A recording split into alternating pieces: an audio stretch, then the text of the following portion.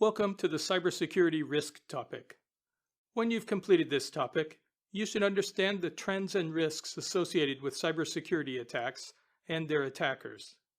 Even as our lives become more intertwined with digital technology, if cybersecurity cannot protect our information, people start to lose trust in the digital world, and this is a big problem. There is a growing fear that in this digital age, our information is no longer secure and people will use the internet less because of the security risks. For perspective on this, the US federal government's worry about cybersecurity takes two forms. One is the stealing of information and money, and the other is the disruption or destruction of essential services such as IT infrastructures and services related to the health and welfare of the country. What is driving this fear? One driver is that the number of breaches in financial records, healthcare records, and personal data records are being reported at an increasing and alarming rate. 2.3 billion records were exposed through hacking.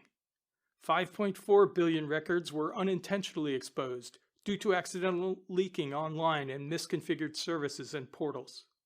53% of businesses using cloud storage services like AWS had inadvertently exposed one or more of their cloud services to the internet. Some of the biggest breaches were at Under Armour, Accenture, Time Warner, Uber, and Verizon. Hackers used Tesla's AWS resources to mine Bitcoin. Attackers demanded ransom from the Sacramento Bee newspaper to give access to seized databases back, and this data included voter registration data from the California Secretary of State. An attacker shut down Baltimore's 911 dispatch system for a day while they waited for payment. The U.S. Department of Commerce survey results show that internet use is declining because people no longer trust that their data is secure on the internet.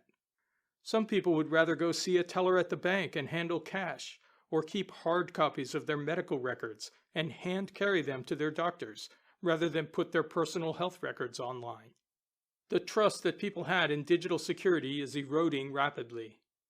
And if people back away from using technology, productivity will decline immensely.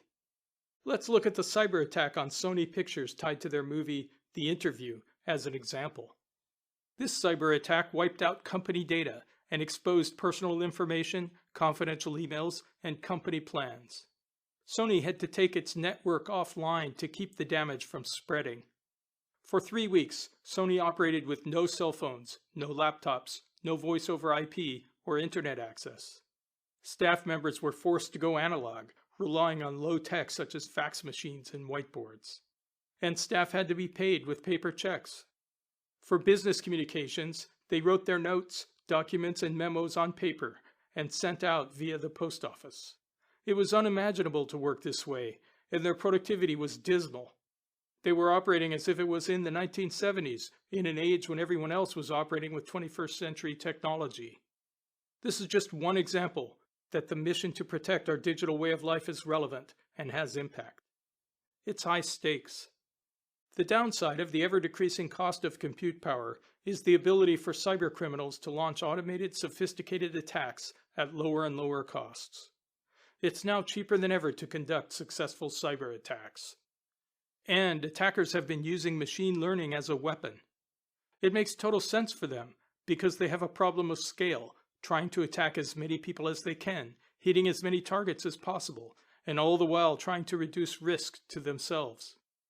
These days, the overwhelming number of cyber attacks are automated. Attackers use machine learning to automate more and more effective attacks. Everything from scripted distributed denial of service attacks to ransomware, botnets, and other digital attacks are now commonplace. As time goes by and technology evolves, attackers also are evolving, becoming bigger and more sophisticated.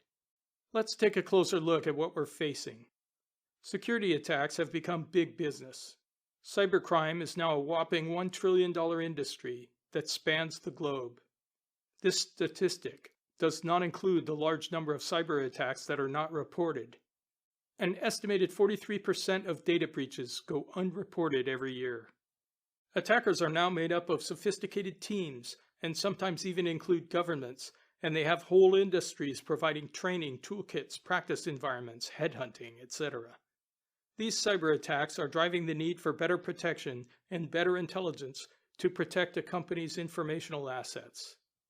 Along with attackers, security attacks and attack surfaces have been changing over the last 20 years.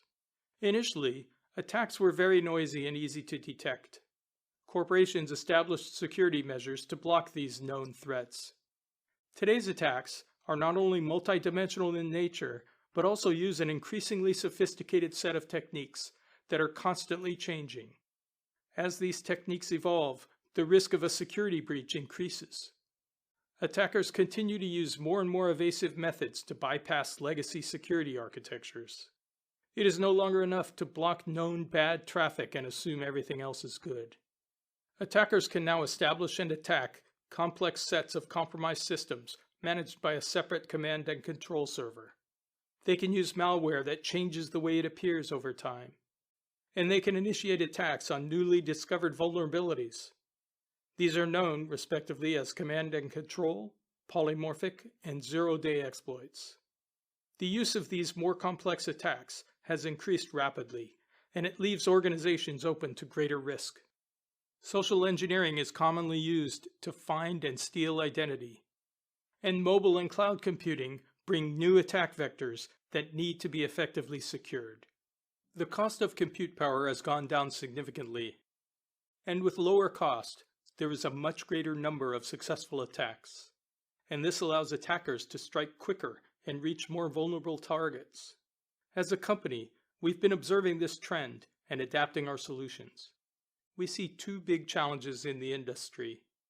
The first challenge revolves around developing methods which utilize automation and orchestration, as well as increasing leverage by collectively providing a framework of integrated solutions.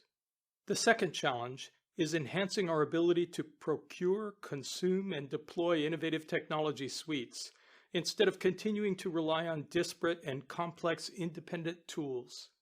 The prevention in cybersecurity topic introduces prevention in the face of these challenges.